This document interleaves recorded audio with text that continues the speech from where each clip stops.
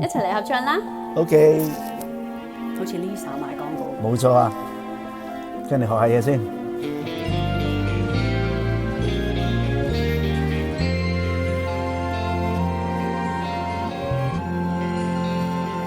從前怕會長大，只恐過得太快，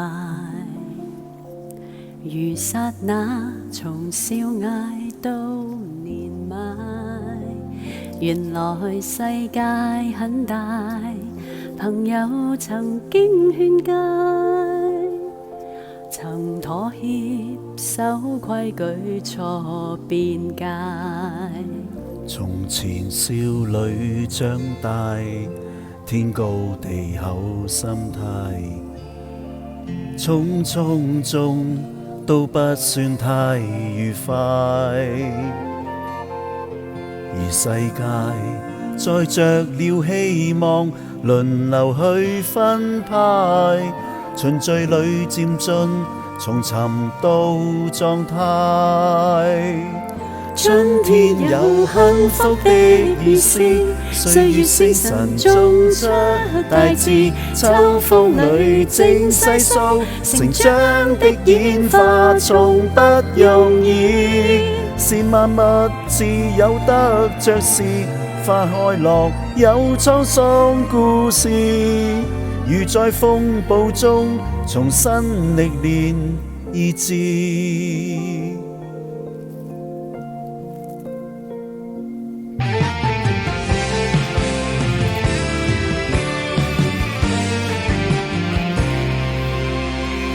從無有過失敗，怎麼看到世界？春秋中悟出一個境界。隨四季燦爛與衰敗，平凡與險隘，年月裏學會如何更愉快。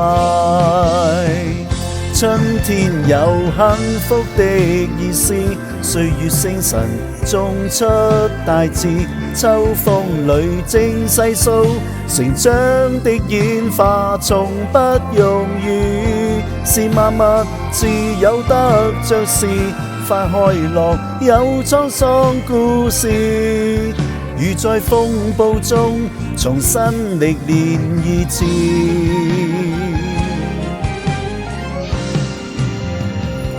當飄過漫天的雨絲，擦亮了心靈，磨去了尖刺，哭泣裏變茁壯，人生本多變，全都嘗試，在學習感謝那舊事，可等待揭開新故事。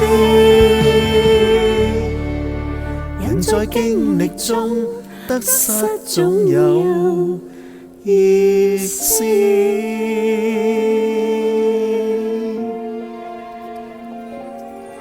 萬物有時得大家。